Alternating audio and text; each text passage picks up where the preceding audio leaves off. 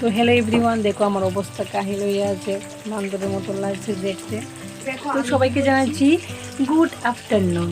তো এখন প্রাচী ঘুমের থেকে উঠে গেছে একটু আগে, তো এখন ভাত খেয়েছে আর এখন লাগাচ্ছে ও জানলা। আমরা আছি আমার শাশুড়ি মার কোয়ার্টারে। তো আজকে আমার কাকি শাশুড়ি তাদেরকে নিমন্ত্রণ করা হয়েছে, আর এখানে আশেপাশে যে কোয়ার্টারের কিছু মানুষ আছে তাদেরকেও নিমন্ত্রণ করা হয়েছে, তারা খাবে, তো তার জন্য আয়োজন করা হচ্ছে। তো কী আছেন বন্ধুরা, কী কী শেয়ার করব তোমরা দেখতে পারবে।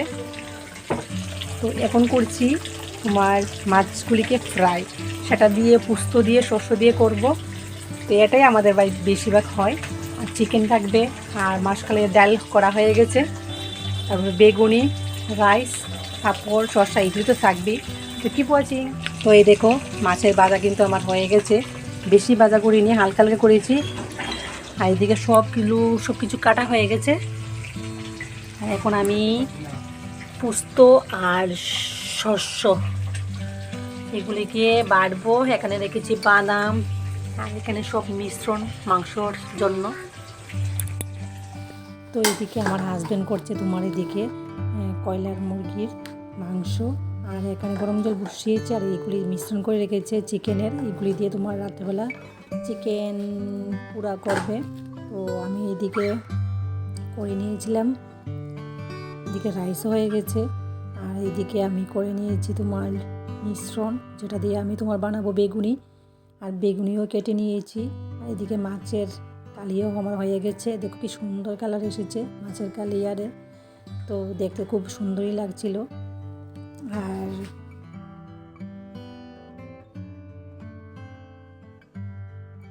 এখানে দেখো আমি বেগুনও কেটে রেখেছি গুল গুল করে, আর এদিকে কেটে রেখেছি তোমার শসা, লেবু, স্যালাড সব কিছু মিক্সড করে সুন্দর করে রেখে দিয়েছি যাতে কোনো অসুবিধা না হয়। আর এখানে আছে তোমার লবণ, আর এদিকে মাসকালাইয়ের ডাল, আর আছে তোমার ধনে পাতা, লাই পাতা, এগুলি দিয়ে বাটা করেছি। আর আমার হাজব্যান্ড তো চিকেন করে নিয়েছে। তো আজকে আইটেম এইটুকুই। তো কিছুক্ষণের মধ্যে তারা আসবে, তারা আস্তে আস্তে অনেক লেট করে নিয়েছিল। আর এখানে আমার মা, আমার শাশুড়ি, তারা সবাই, আমার দেওর তারা সবাই মিলে গল্প করছিল। আর এইদিকে আমার হাজব্যান্ড বাইরে তোমার মাংসগুলি লাগিয়ে দেখো আংড়ার মধ্যে পুড়ছে। তো এইগুলি খুব টেস্টি হয়েছিল কিন্তু খেতে, প্রথম ভেবেছিলাম কীরকম জানি হবে, কিন্তু খুব টেস্টি হয়েছে। তারপর আমরা এখানে বাইরে বসে বসে ঠান্ডার মধ্যে খেয়েছিলাম, একটু বাটার লাগিয়ে, আর একটু তোমার পুদিনার দিয়ে যেই চাটনিটা বানিয়েছিলাম, লাই পাতা আর পিওর, তো এইটা দিয়ে আমরা একটা খেয়েছিলাম। তো দেখো কত টেস্টি হয়েছে এটা দিয়ে পেঁয়াজ দিয়ে খেয়েছি। আর আমরা যখন এটা খাচ্ছিলাম তখনই তারা সবাই এসে গিয়েছিল। তো যতটুকু পেরেছি তোমাদের সাথে শেয়ার করছি। তো তারা ঘরের ভিতরে বসেছে, আর একটু চিকেনও খেয়েছিল আমাদের সাথে, আর সামান্য একটু লেবুর রস দিয়ে দিয়েছি।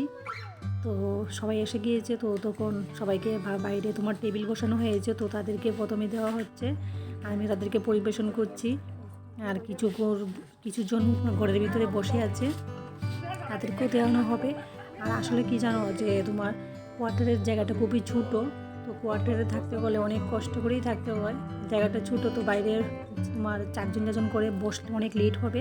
তার জন্য ঘরে আমরা কাপড় বিছিয়ে সবাইকে খাইয়ে দিয়ে শেষ, রাত্রে 11টা 11:30 বেজে গিয়েছিল। তো তারপর আমরা খাওয়া দাওয়া করে তারপর আজকে আমরা চলে যাচ্ছি। এখন আমরা চলে যাচ্ছি বাড়িতে, আর এখন আমরা গেস্ট হাউসের এখানে এসেছি মানে ফরেস্টারের গেস্ট হাউস আছে এখানে, দেখো এরককম অনেকগুলো ফ্লাওয়ার, কি সুন্দর ফ্লাওয়ার ভাই, আমি কি বলবো। তো এখন আমাদের টুকটুক এসে যাবে, তো টুকটুক দিয়ে আমরা চলে যাব কুমারঘাট রেল স্টেশন। ঠিক করছে শয়তানি গাড়ির সামনে।